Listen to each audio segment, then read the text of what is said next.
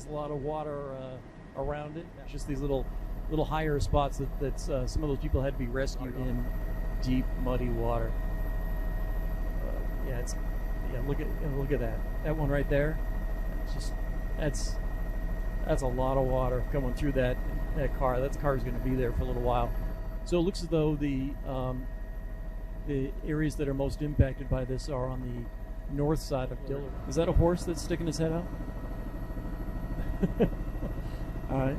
Horse is just trying to figure out what's going on. This is the most extensive I've seen, but even here it looks as though the house looks like that house has been built up, doesn't it?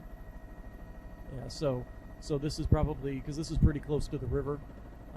So this is an area, a house that probably has had, as though the river is lower than it was in '97, maybe by a foot or two. So we're seeing some water up to homes and around homes in '97. And this is the exact spot that there was a dramatic helicopter rescue from in 1997. It's this exact, looking at there is Twin Cities Road near Franklin, and nice home site there, and they're nice home site surrounded by. So there are people water, so there are stuck in that Chevy Tahoe, and so we're watching as they're going to try to get these people to dry ground. Yep. But obviously they were driving down here, and they're in water. So the firefighter on the skid has the hoist in their hand, right?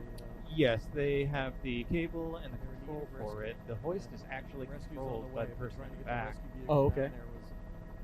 And that person is working along with the pilot to fine-tune location. They're going to say, okay, move forward, move left, and they'll guide them into exactly where they need to be. You might have a better view than I do, but is it? I can just see a driver. You can see the cables being lowered. Okay.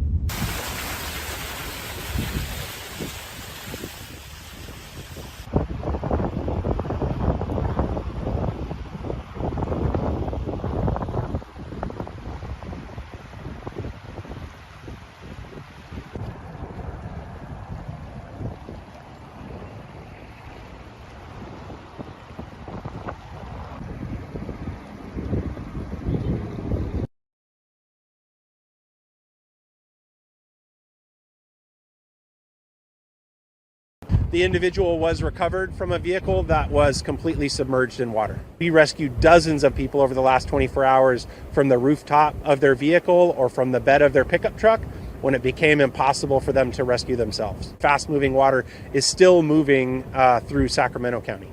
The hazard